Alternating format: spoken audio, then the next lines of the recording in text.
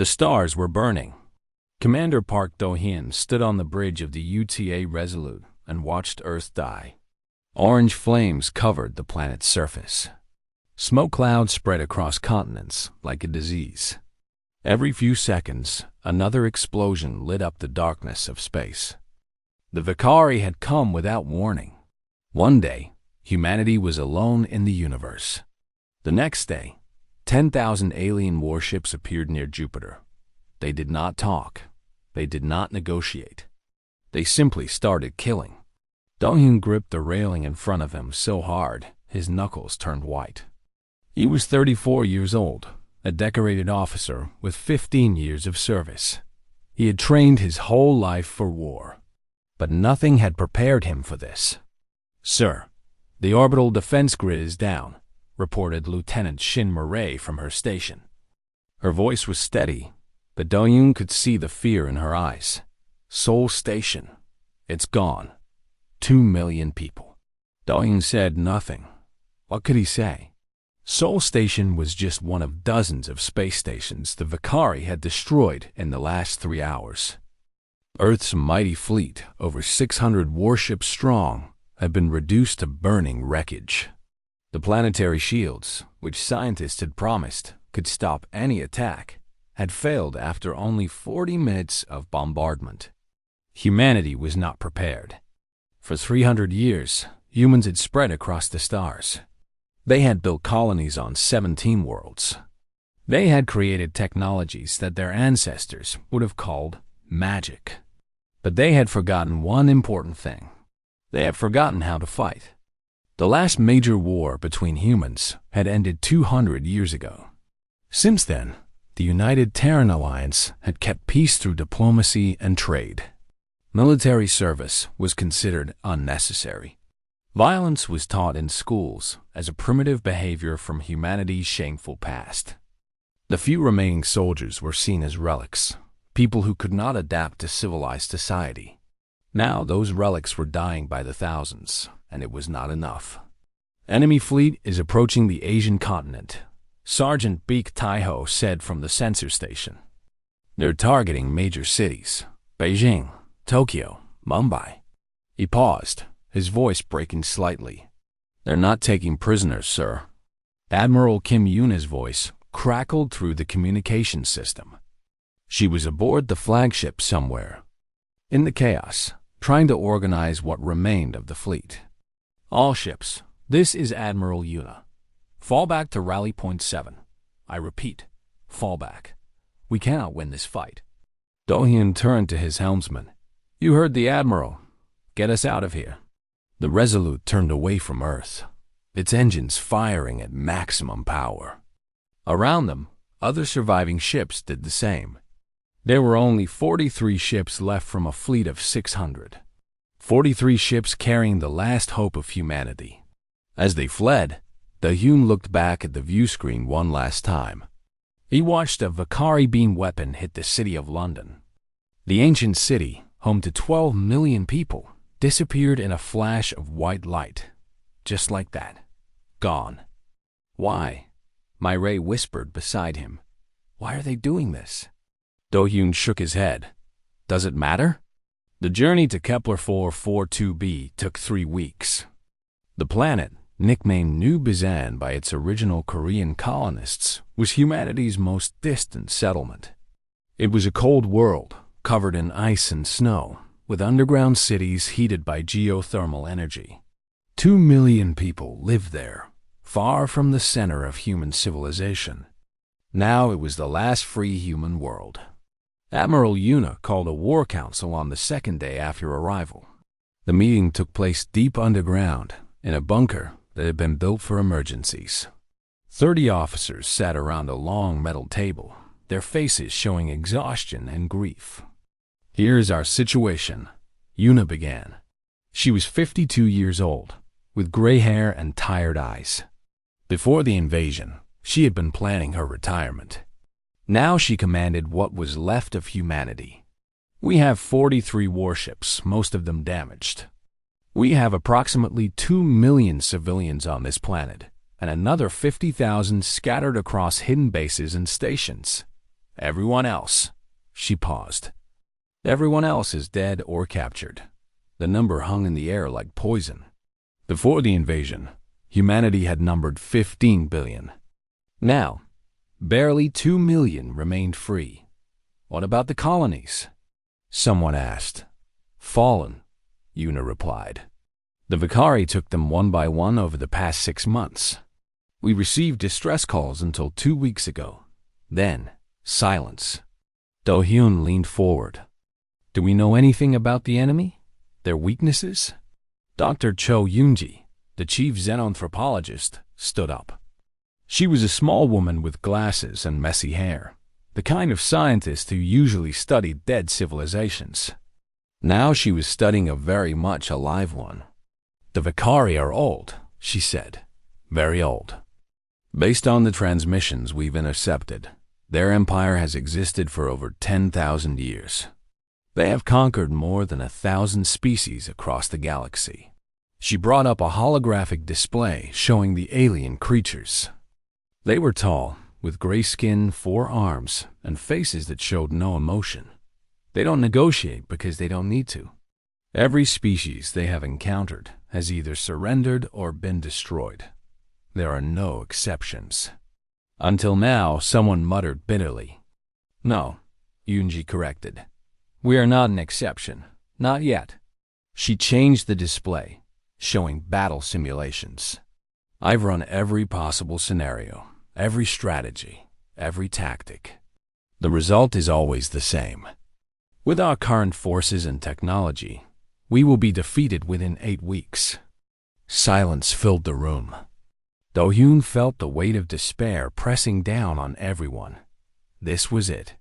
This was the end of humanity. But then Yoonji did something unexpected. She smiled. However, she continued, I may have found something. Something the Vicari are afraid of. The room stirred. Fear was not a concept anyone associated with the Vicari. They moved through the galaxy like a natural disaster, unstoppable and uncaring. Explain, Una ordered. Yoonji brought up a new display. It showed intercepted Vicari communications, translated into human text. In these messages, Vicari commanders discuss various conquered species. They speak of them with contempt as inferior beings. But there is one exception. They call them the Sleeping Ones, and when they speak of them, their language changes. They use words that translate to fear, caution, respect. Who are these Sleeping Ones? Do-hyun asked. Yoonji turned to face the room, her expression serious. According to Vicari records, the Sleeping Ones are located on Earth, in a hidden facility beneath what was once Korea. She paused. They are human. The room erupted in confused voices. Humans that the Vicari feared. It made no sense. Humanity had just been crushed like insects. Una raised her hand for silence.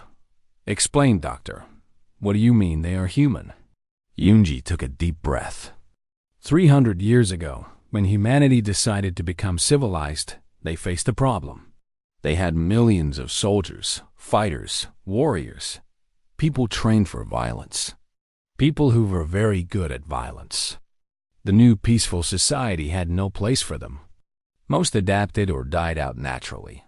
But some were too dangerous, too valuable. So the governments of that time made a secret decision. They preserved them. Preserved? Myrae asked. Cryogenic suspension, Yoonji said. Frozen. Sleeping. Waiting. There are over 3,000 of them, hidden in a bunker beneath Seoul. The most dangerous humans who ever lived, from humanity's most violent era. She looked around the room. The Vicari have conquered this galaxy for 10,000 years. They have never encountered anything like what our ancestors were. And somehow, they know about them. They know, and they are afraid. Admiral Una stood slowly, her eyes fixed on the display. You're suggesting we wake them up. I'm suggesting, Yoonji replied, that we have no other choice. The room fell silent again. But this time, the silence was different. This time, there was something else mixed with the despair. Something almost forgotten. Hope. The stealth ship cut through the darkness of space like a knife. It was small, barely large enough for 3 people, designed to avoid detection rather than fight. Commander Park Do-yoon sat in the pilot's seat, his hands steady on the controls as they approached Earth. Behind him, Lieutenant Shin Murray checked her medical equipment for the 10th time. Sergeant Baek Tae-ho worked on his computer tablet, studying old maps of Seoul. They had been preparing for this mission for 2 weeks, but nothing could truly prepare them for what they were about to do. Earth looked wrong. Do-hyun had grown up on Luna Station, but he had visited Earth many times as a child. He remembered blue oceans, green forests, white clouds. Now the planet was gray and orange. Fires still burned across continents. The oceans were dark with ash. The Vakari had not just conquered Earth. They had wounded it. Entering atmosphere in 5 minutes, Tae-ho reported. Vakari patrol density is heavy in the northern hemisphere. We should approach from the south and work our way up. Do-hyun nodded. Take us in low. Use the mountain ranges for cover. The descent was rough. The ship shook as it hit Earth's damaged atmosphere, pushing through layers of smoke and debris. Warning lights flashed across the dashboard, but Do-hyun kept his focus on flying. One mistake, one moment of detection, and they would die. It was that simple. They landed in a valley somewhere in what used to be Mongolia. The area had been farmland once, but now it was just ash and dead earth. Nothing grew. Nothing moved. Even the wind seemed to have died. We're 2,000 kilometers from Seoul, Myre said as they exited the ship. She carried a large medical bag on her back, prepared for anything they might find in the bunker. That's a week of travel on foot. We're not going on foot, Do-hyun replied. He pointed to the horizon, where the ruins of a city stood against the gray sky. The Vakari have been collecting human vehicles for study. We find one of their collection sites. We steal something fast. The journey to the ruined city took 2 days. They traveled at night, hiding during the day to avoid Vakari patrol drones that constantly flew across the sky. The drones were everywhere, scanning for survivors. Occasionally, they would stop and drop bombs on areas that showed signs of life. A warm building, a moving shadow. Anything. Do-hyun watched as one drone destroyed what looked like a group of survivors trying to make a fire.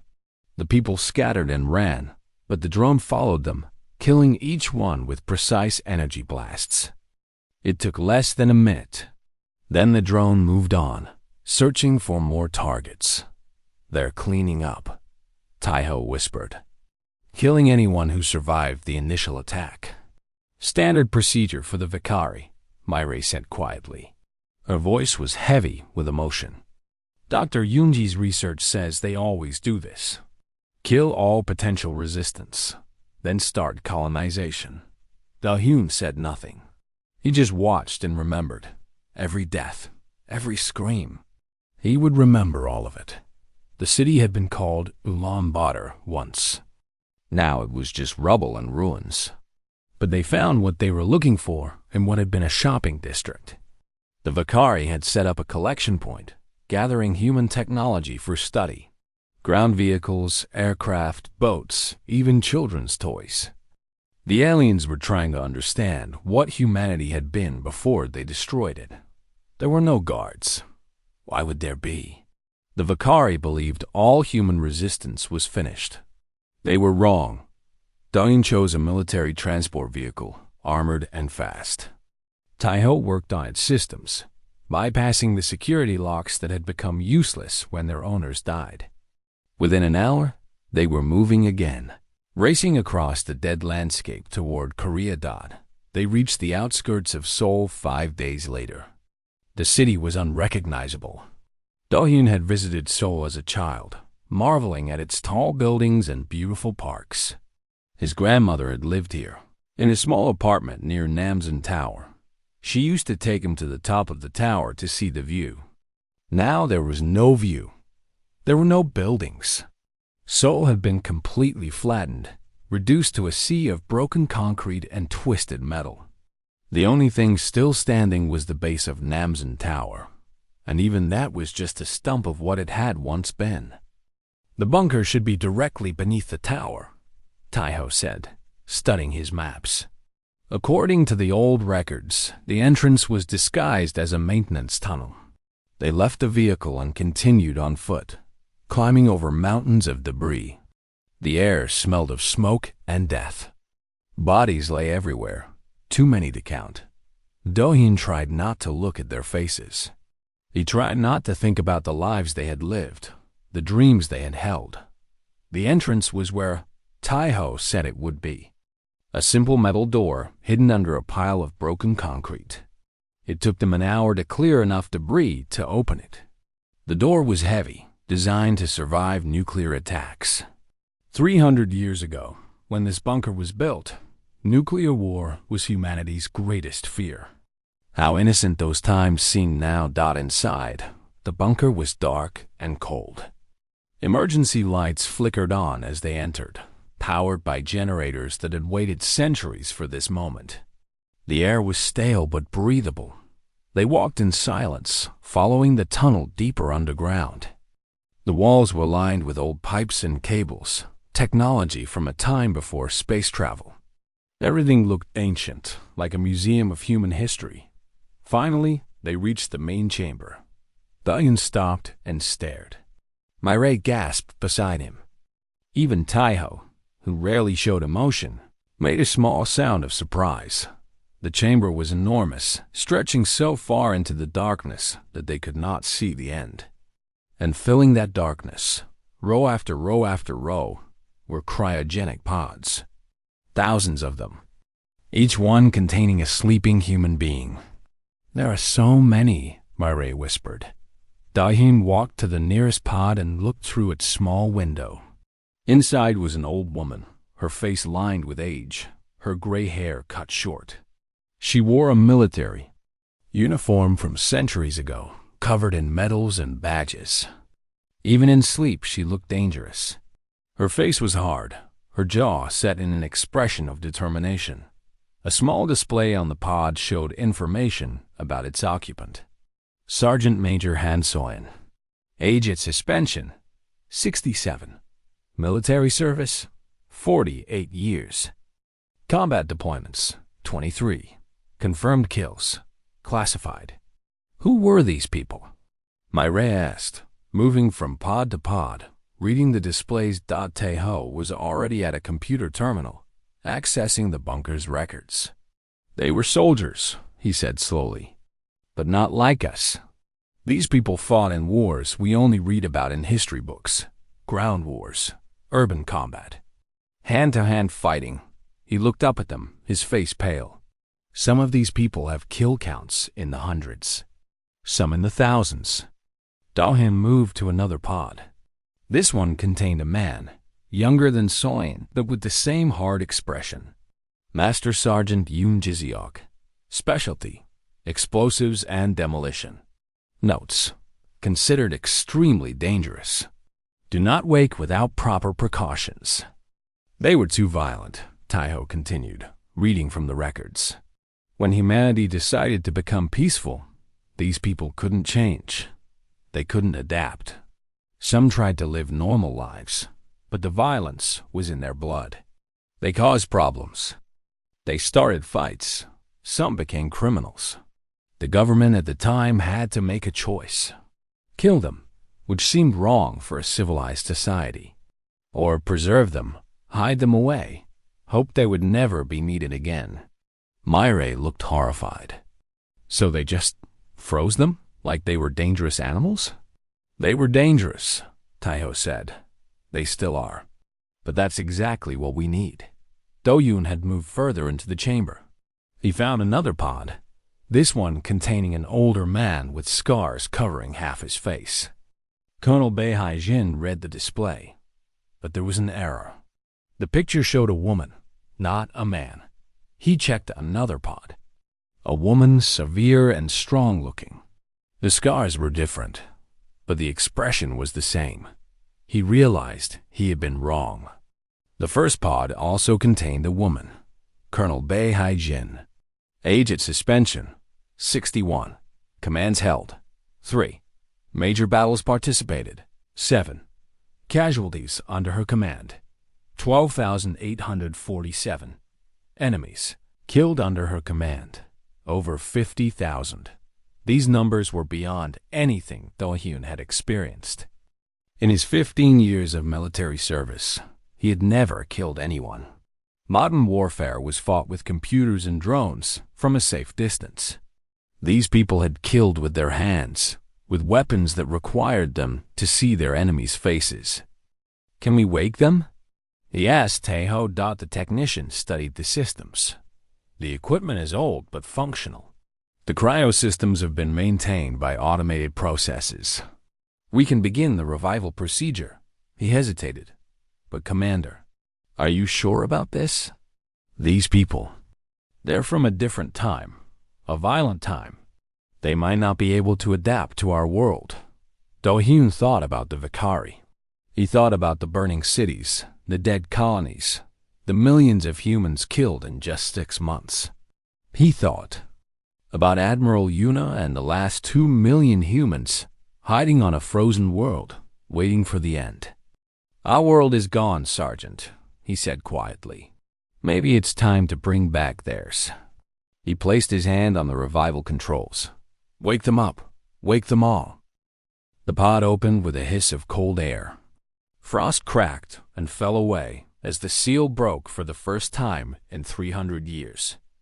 Inside, Sergeant Major Han Soyun's eyes snapped open. She did not look confused.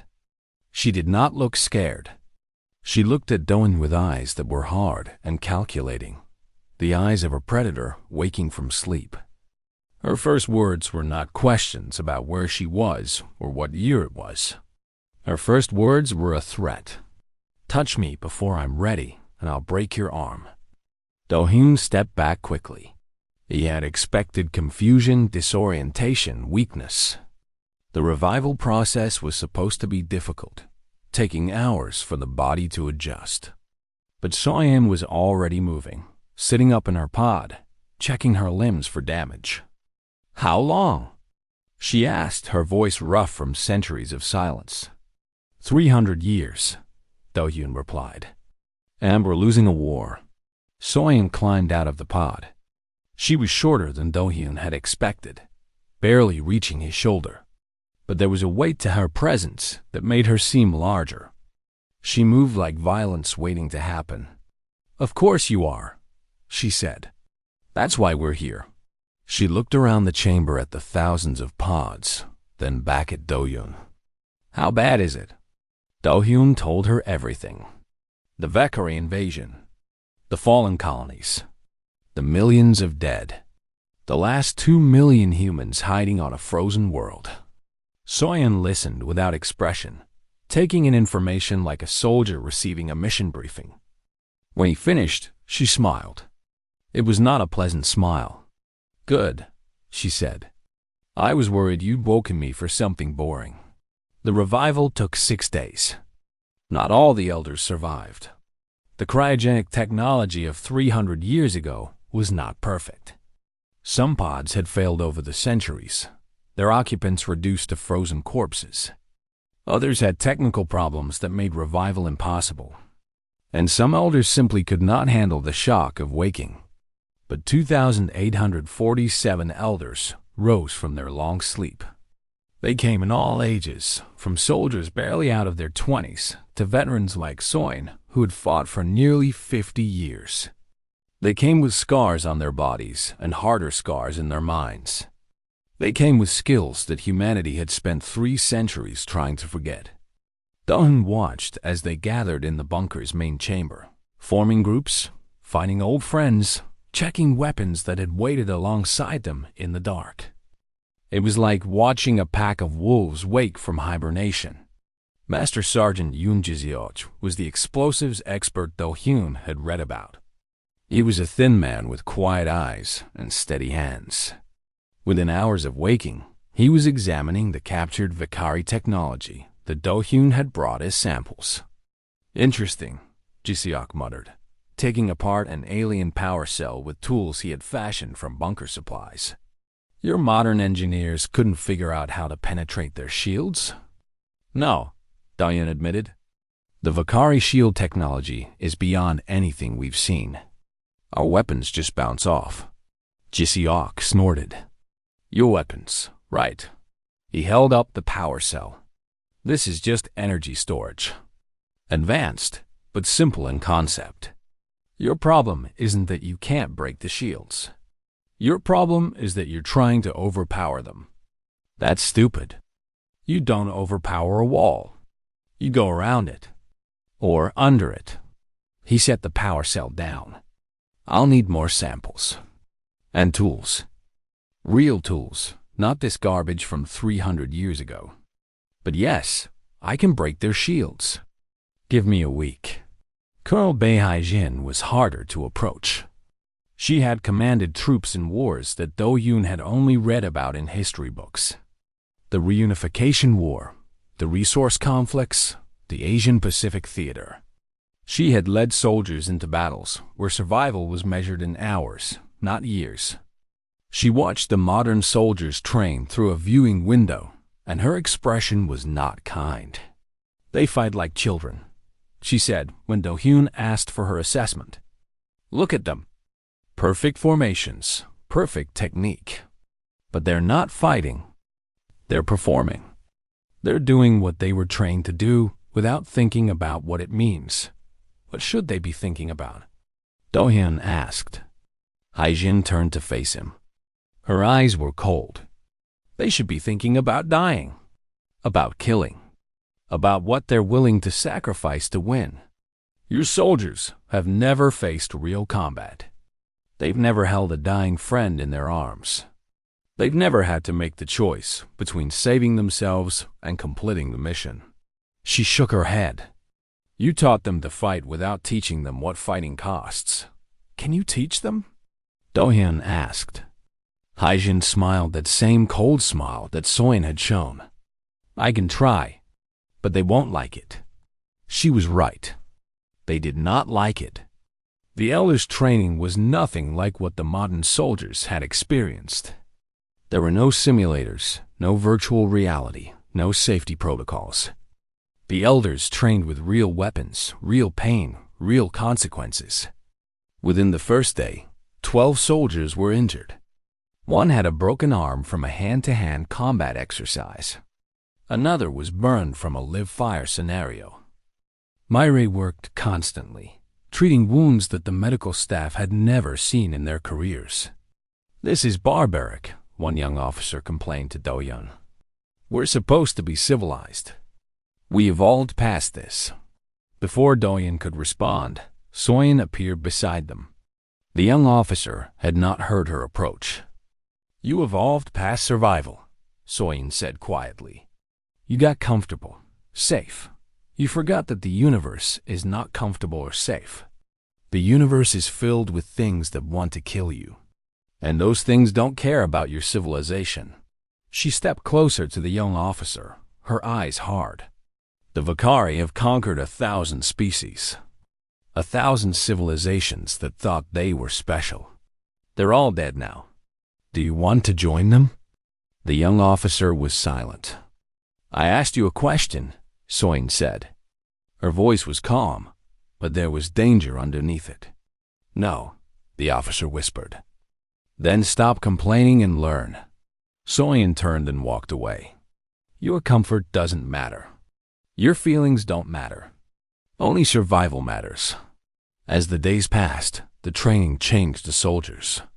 Do Hyun watched it happen, watched the fear and uncertainty transform into something else. Something harder. They learned to fight in close quarters, where shields and advanced technology meant nothing. They learned to use improvised weapons, to turn anything into something that could kill. They learned to accept pain, to push through injuries that would have sent them to medical bays before. They learned to be what their ancestors had been. But they also learned something else. They learned what the elders had sacrificed. One night, Do-hyun found Soyeon sitting alone in the bunker's small memorial room. The walls were covered with names, thousands of names, people who had died in wars that ended centuries ago. "Do you know why they froze us?" Soyeon asked without turning around. Do-hyun shook his head. "We couldn't stop," she said quietly. "The wars ended, but we couldn't stop fighting. We tried. I tried. After the last conflict, I went home. Tried to live a normal life. Got married. Had children." She was silent for a moment. "But the violence was still inside me. I couldn't control it. I hurt people. I hurt the people I loved." She finally turned to look at him. Her eyes were wet. "They froze us because we were broken. Because the things that made us good at war made us bad at peace." Do-hyun did not know what to say. "Your generation threw us away," Soyeon continued. "And maybe that was the right thing to do. Maybe a civilized society has no place for people like us." She stood up, wiping her eyes. "But now you need us. And we're here. Because whatever we are, whatever we've done, we're still human. And humans don't give up." She walked toward the door, then stopped. "Train hard, Commander. Learn everything we teach you. Because when this is over, when the Vakari are beaten, you're going to have to decide what to do with us again." She smiled, but it was sad this time.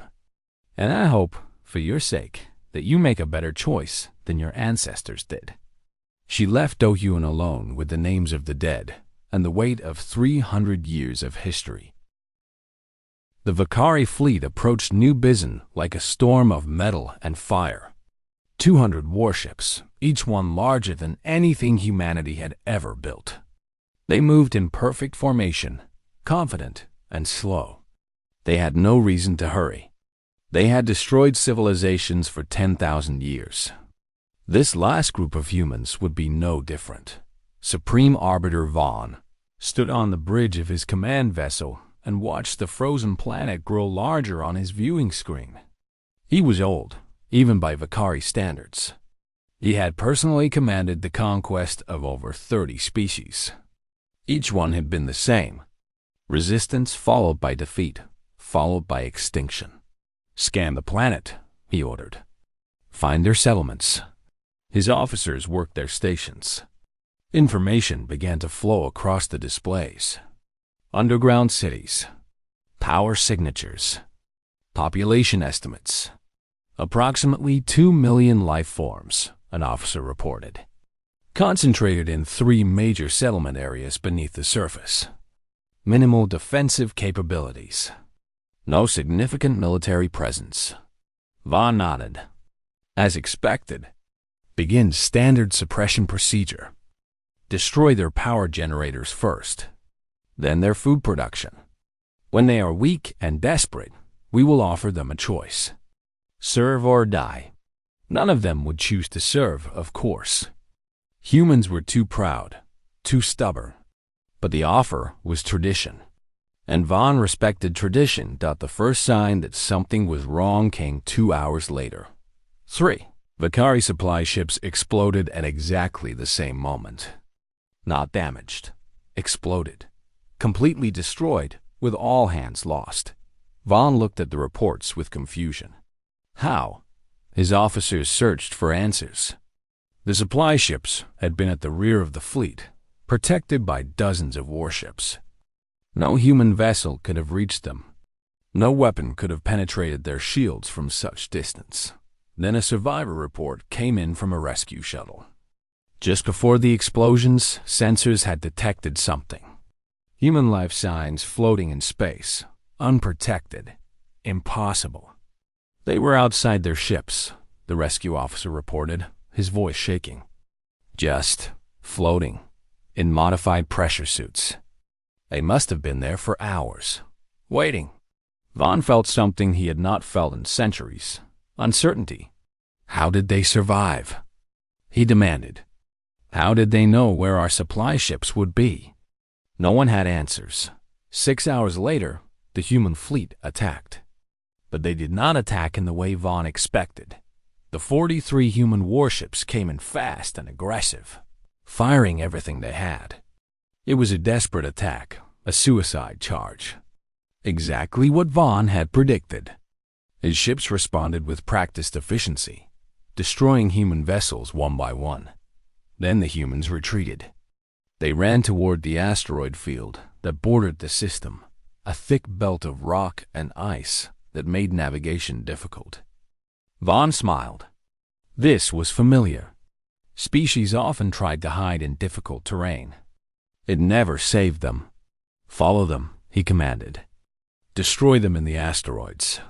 100 Vicari ships broke formation and pursued the humans into the asteroid field. Their shields deflected the impacts of smaller rocks. Their weapons vaporized larger obstacles. They were unstoppable. They did not notice the old woman in a hollowed-out asteroid. Watching them come, Colonel Beihai had been in position for 3 days. Her asteroid was barely larger than a shuttle, carved out by hand using tools the elders had brought from Earth. Inside, she had 200 kilograms of explosives made from materials that Gisiok had taught them to create, enough to crack a small moon. With her were 23 other elders and 37 young soldiers who had earned the right to be there. They had no shields, no weapons that could hurt Vicari ships, no hope of escape. They were there to die. They had always known this. Haijin opened the communication channel. Her voice carried across space to every ship in the fleet, human and Vicari alike. The young ones asked me if I was afraid to die, she said calmly. I told them I've been dead for 300 years. Today, I just get to take some company. The asteroid field erupted. Haijin's team had spent 2 weeks preparing. They had seeded dozens of asteroids with explosives, turning the entire field into a massive trap. When the signal came, 47 asteroids detonated simultaneously, sending massive rocks tumbling into the Vicari formation. Dot shields could stop energy weapons. Shields could deflect small debris. But shields could not stop a mountain of rock moving at 10 kilometers per second. Vicari ships were crushed, torn apart, slammed into each other as the asteroid field became a chaos of destruction. Their perfect formation fell apart. Their confident advance became a desperate struggle to survive. And in that chaos, the human ships attacked again. But this time, they were not alone. Small craft emerged from hidden positions throughout the field. Shuttles, escape pods, even modified mining vessels. Each one carried elders armed with weapons they had built themselves. They flew directly into the Vicari formation, ignoring the enemy fire that tore them apart. They did not aim for the ships.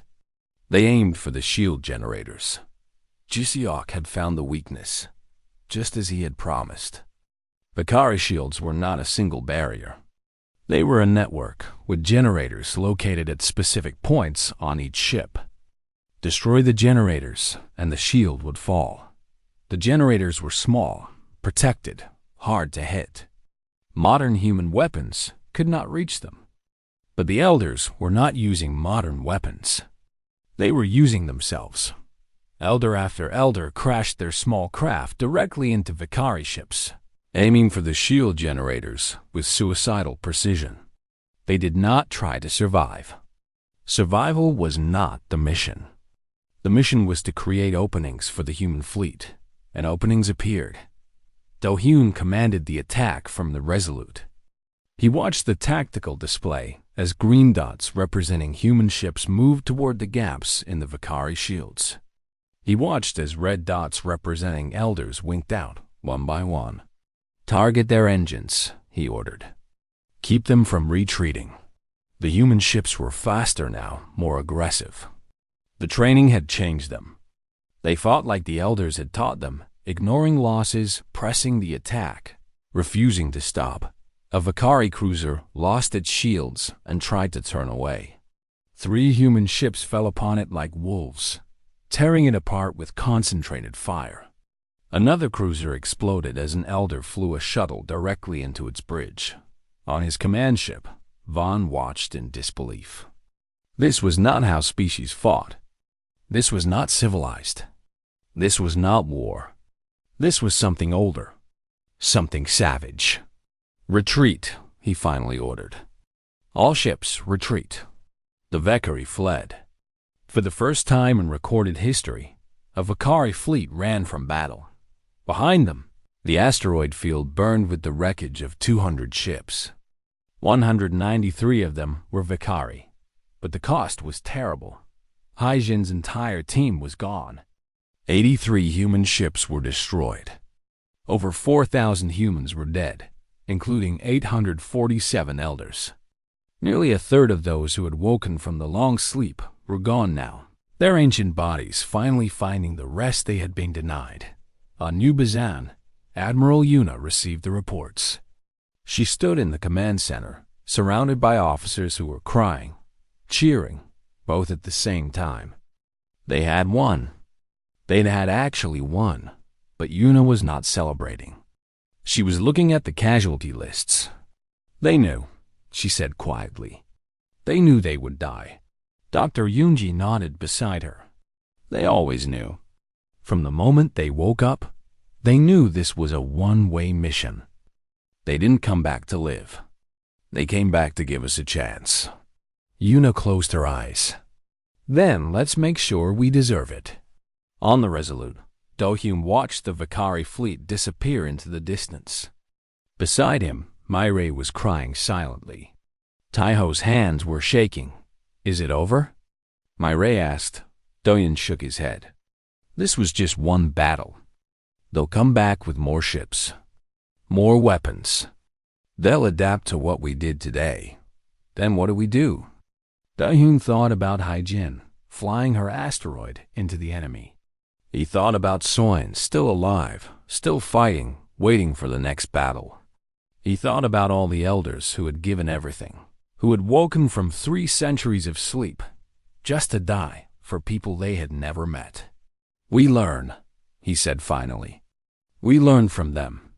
We become what they were. And we make sure their sacrifice means something." Outside, among the wreckage and the corpses, the stars continued to burn. But for the first time in months, they burned with hope as well as fire. The war lasted 18 more months. 18 months of blood, sacrifice, and small victories that slowly turned the tide. The Valkyrie returned again and again, each time with new strategies, new weapons, new determination to crush this annoying species that refused to die. And each time, humanity met them with something they had not expected. Humans who fought without fear. Humans who sacrificed themselves without hesitation. Humans who seemed to welcome death if it meant taking enemies with them. The elders died, one by one.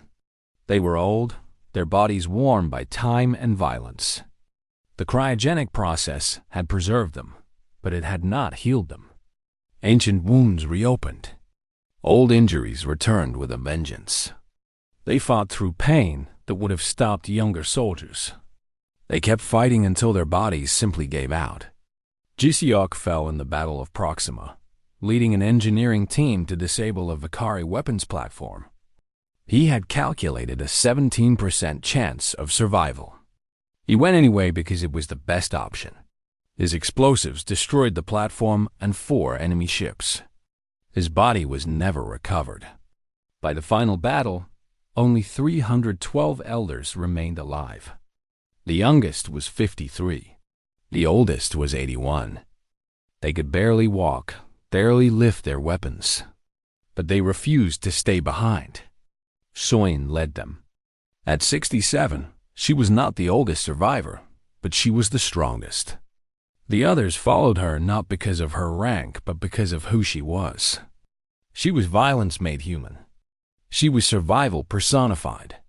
She was everything humanity had tried to forget, and everything they needed to remember. The target was the Valkyrie command vessel. Intelligence suggested that Supreme Arbiter Vaughn himself was aboard. If they could kill him, the Valkyrie fleet would fall into confusion. The hierarchy that had governed their empire for 10,000 years would be broken. It was a suicide mission. Everyone knew it. The command vessel was the most heavily protected ship in the Vakari fleet, surrounded by 100 warships. The odds of reaching it were almost zero. The odds of surviving after reaching it were exactly zero. Soyan gathered her team in the shuttle bay of the Resolute. 12 elders, all that could still fight effectively, and 34 young soldiers who had volunteered, knowing what it meant. Do-hyun came to see them off. He was an admiral now, promoted after the first battle. He commanded what remained of humanity's fleet. But at this moment, he felt like that young commander again, watching warriors prepare to die. "You don't have to go," he told Soyan. "You've done enough. You all have." Soyan looked at him with those hard eyes that had seen so much death. "We were frozen for 300 years, Admiral. We woke up to find humanity on the edge of extinction. We've spent 18 months teaching your people how to fight, how to sacrifice, how to survive." She smiled, and for once, it was not cold. "This is what we came back for. Let us finish it." Do-hyun did not have the words to argue. He simply nodded and stepped aside. The assault began at 0600 hours. Human ships engaged the Vakari fleet in a massive battle, drawing defenders away from the command vessel. Thousands died in the first hour alone. But they created the opening that Soyan needed. Her shuttle slipped through the chaos like a shadow. Twice, Vakari weapons came close to destroying them. Twice, elder pilots sacrificed themselves to draw fire away. By the time they reached the command vessel, only 31 of the assault team remained. They breached the hull with cutting torches in fury. The heat burned their hands. The metal screamed as they tore it apart. Inside, the alien air was thick and hard to breathe. They kept moving. The Kari warriors met them in the corridors. The aliens were tall, powerful, covered in armor that could stop most weapons. But the elders were not using most weapons. They were using knives, clubs, improvised explosives. They fought in ways the Vakari had never seen. Soyan killed 7 Vakari personally. She took 3 wounds in the process. Energy burns on her arms. A deep cut across her stomach. A fractured rib from a Vakari fist. She ignored them all. Pain was just information. Pain did not matter. Her team died around her. Young soldiers fell fighting beside old warriors. Elders who had survived 3 centuries gave their last breaths to protect the mission.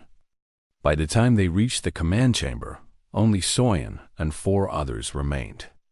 The doors to the chamber were massive, sealed with security systems that should have taken hours to break. Soyan had minutes at most before reinforcements arrived. She looked at her remaining team. 3 young soldiers, barely more than children, and 1 elder, a woman named Cho Minja, who had fought beside Soyan in 4 wars across her long life. "Minja," Soyan said quietly, "you know what to do." Minja nodded. She was carrying the last of their explosives, enough to breach any door, enough to kill anyone standing near it. "It's been an honor," Minja said. "The honor was mine," Soyan replied. Minja ran at the door, activating the explosives. The young soldiers started to move to stop her, but Soyan held them back. There was no other way. The explosion tore through the corridor. When the smoke cleared, the doors were gone. So was Minja. Soyan led the others through. Supreme Arbiter Vaughn was waiting for them. He was old, even older than Soyan. His gray skin was wrinkled, his forearms moved slowly, but there was still power in his frame. He stood in the center of his command chamber, surrounded by the bodies of his guards. He had killed them himself when he realized what was coming. He wanted to face this alone. "You are the one they call the Sergeant Major," Vaughn said. His voice was calm, curious. "The leader of the sleeping ones." Soyan stopped a few meters from him. Her wounds were bleeding badly. She could feel her strength fading. But she kept her knife steady. "And you're the one who thought you could exterminate us," she replied. Vaughn studied her. "You are old, broken. Why do you still fight?" Soin smiled. It was the same cold smile she had shown Do-yoon in the bunker all those months ago. "Because we remember what you made us forget. We were never civilized. We just pretended for a while." Vaughn nodded slowly. "I understand now. Your species, you are not like the others we have conquered. You have something inside you, something dangerous, something that cannot be controlled." "Yes," Soin said. "We do." Vaughn attacked first. Despite his age, he moved with terrifying speed. His forearms were a wind of strikes, each one capable of killing a human instantly. Soin was faster. She had been fighting since she was 16 years old. She had killed her first enemy with a broken bottle in a refugee camp. She had survived wars that killed millions. She had been frozen for 300 years and woken to fight again. She was old. She was broken. But she was Han Soin, Sergeant Major of the Republic of Korea Army, and she did not lose. A knife found the gap in Vaughn's armor, the same gap that Ji-seok had identified months ago. The blade sank deep into the alien's chest, into the primary heart that kept his body alive. Vaughn gasped. His arms stopped moving. He looked down at the knife in his chest, then back at the old human woman who had put it there. "Impossible," he whispered. "Nothing is impossible," Soin replied. "Not for humans." Vaughn fell. The supreme arbiter of the Vakari Empire, conqueror of 1,000 species, died on the floor of his command chamber, killed by a 70-year-old woman with a knife. Soin fell beside him. Her wounds had finally caught up with her. She could feel her life draining away with every heartbeat. The 3 young soldiers rushed to her side. One of them, a private named Lee Donghae, tried to stop the bleeding with his bare hands. "Medic!" He screamed into his communicator. "We need a medic." Soin grabbed his arm. Her grip was still strong, even now. "No medic," she said. "Save your strength. The battle isn't over, but you'll die," Donghae whispered. Soin looked at him with eyes that were finally at peace. "I've been dead for 300 years, Private. I'm just finally going home." She died with a smile on her face. 2 weeks later, the war ended. Without Vaughn, the Vakari hierarchy collapsed into chaos. The remaining fleet withdrew, retreating to their empire to fight among themselves for succession. They would not return to human space for generations. Admiral Yuna oversaw the construction of a memorial on New Bizen, a wall of names, 2,847 in total, listing every elder who had woken from the long sleep and given their lives for humanity. At the dedication ceremony, Admiral Do-hyun spoke to the survivors, to the young soldiers who had learned to fight, to the civilians who had learned to hope, to the children who would grow up in a world saved by warriors from the past. They called themselves the worst generation, he said. They believed they were everything humanity needed to evolve past: violent, stubborn, savage. And they were right. They were all of those things. He paused, looking at the names on the wall. But when the universe sent something worse, we needed exactly that. We needed people who knew that survival isn't clean or kind or fair. They gave us back our teeth. They taught us to fight. They died so we could live. He stepped back from the podium and saluted the memorial. Honor them. Remember them. And pray we never need them again. But the teeth remained sharp. The lessons remained learned. Humanity would never forget what they had almost lost. And deep in their hearts, they carried something new. Something old. Something human. The willingness to do whatever it took to survive. Far away, in the depths of the Vakari Empire, reports were being filed. Reports.